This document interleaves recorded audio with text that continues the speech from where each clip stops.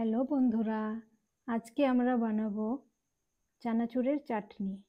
তার জন্য এই যে আমরা প্লেটের মধ্যে সাজিয়ে নিয়েছি চানাচুর, কুচনো পেঁয়াজ, 3টে রসুনের কোয়া, ছোট্ট মতো আদা। আর যাদের মিষ্টি পছন্দ তারা চিনি দিতে পারেন, আর যাদের ঝাল পছন্দ চিনির পরিবর্তে আপনারা লঙ্কা ব্যবহার করতে পারেন। আমি যেহেতু ঝাল খুব একটা পছন্দ করি না, তাই লঙ্কার জায়গায় আমি চিনি দিয়েছি। তবে আজকে আমরা একদম সিম্পল পদ্ধতিতে বানাতে চলেছি চানাচুরের চাটনি। যে সামগ্রীগুলো সাজানো আছে প্লেটের মধ্যে সেগুলো আমরা সব কটা মিক্সির মধ্যে ঢেলে নেব।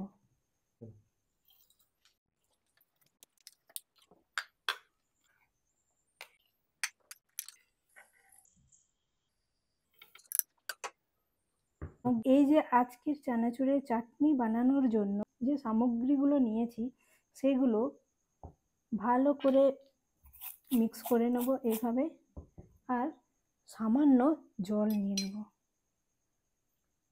কিন্তু জল অবশ্যই দেবেন, না হলে চানাচুরের চাটনি ভালোভাবে হবে না।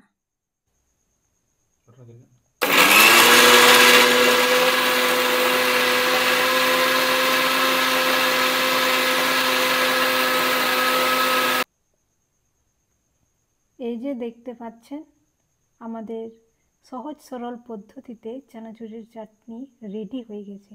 কিন্তু হ্যাঁ, আর একটু টেস্ট বাড়ানোর জন্য হালকা মতো সর্ষের তেল নেব, বেশি না, একটুখানি, আর হালকা নুন স্বাদ অনুসার। এই যে দেখতে পাচ্ছেন এইটুকু সামান্য মতো নুন দিতে হবে। তারপর আরেকবার মিক্সি চালিয়ে নেব। তারপরে আমাদের চানাচুরের চাটনি রেডি হয়ে যাবে।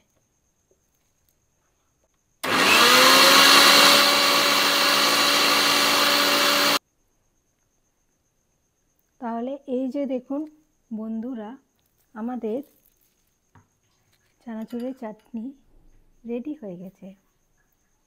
এটা আমরা প্লেটে বের করে নেব।